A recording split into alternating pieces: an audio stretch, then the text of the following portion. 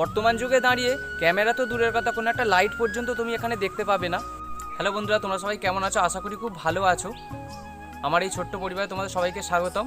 তো তোমরা যারা যারা আমার শর্ট ভিডিওগুলো দেখো, আমাকে ভালোবাসা দাও, তাদেরকে অনেক ধন্যবাদ। তো আজকে ভিডিওটা একটু অন্যরকম হতে চলেছে। আজকে ভিডিওটা একটু লং হবে, তো স্কিপ না করে তোমরা ভিডিওটা দেখতে থাকো। তো ভিডিও শেষে লাস্টে তোমাদের মতামতটা অবশ্যই তোমরা জানাবে।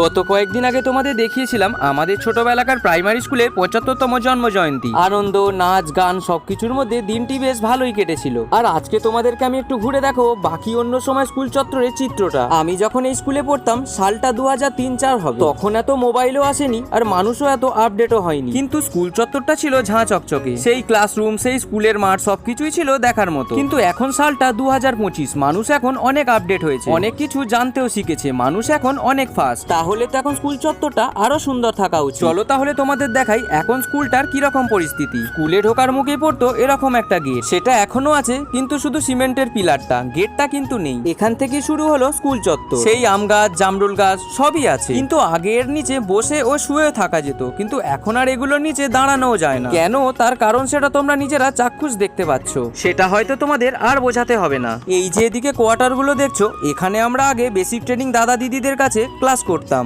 দাদা দিদিরা বছরে একবার করে আমাদের স্কুলে ক্লাস করাতে আসতেন। কিছুটা দূর এগোলে চোখে পড়বে এই কোয়ার্টার গুলো। এইখানে এখন বাচ্চাদের মিড ডে মিলে রান্না করা হয়। আর এইখানটা আগে এরকম পার্ক ছিল না, বেশ কিছুদিন হলো এরকম একটা পার্ক করে দেওয়া হয়েছে। পার্ক তো আছে, কিন্তু পরিচর্যার কতটা যে অভাব সেটা তোমরা দেখলেই বুঝতে পারছো। কিছুটা দূর এগোলে চোখে পড়বে স্কুলের একদমই ডান দিকে ফুলের সেই বাগানটা। এই ফুলের বাগানটিতে প্রত্যেক শীতে কত রকমের যে রকমারি ফুল লাগানো হতো সেটা বলার কথা নয়। মনে আছে টিফিন টাইমে এই পুকুর থেকেই বালতি নিয়ে নেমে পড়তাম ফুলের বাগানে জল দেবার জন্য। এখন পুকুরের মতো দেখতে কিছু একটা আছে, কিন্তু পুকুর আর নেই। তার চারপাশটা তোমরা দেখেই আশা করি বুঝতে পারছো। আর ফুলের বাগান আছে, কিন্তু ফুল গাছ আর লাগানো হয় কিনা সেটা জানি না। বর্তমান যুগে দাঁড়িয়ে ক্যামেরা তো দূরের কথা, কোনো একটা লাইট পর্যন্ত তুমি এখানে দেখতে পাবে না। আর ক্লাসরুমগুলো তো তোমরা আমার আগের ভিডিওতে দেখেইছো। আর এই সেই স্কুলের মাঠ যেখানে টিফিন হলেই ঝুড়ি নিয়ে বসে পড়তাম মাঠ সাফাইয়ের জন্য। সাফাইয়ের একটা ক্লাসও ছিল আমাদের। আর এই সেই বাথরুম যেখানে একসাথে আমরা 4-5 জন মিলে বাথরুম করতে পারতাম, এতটাই বড় ছিল। আর এই বাথরুমগুলো অবস্থা এখন খুবই খারাপ। আর এটা হচ্ছে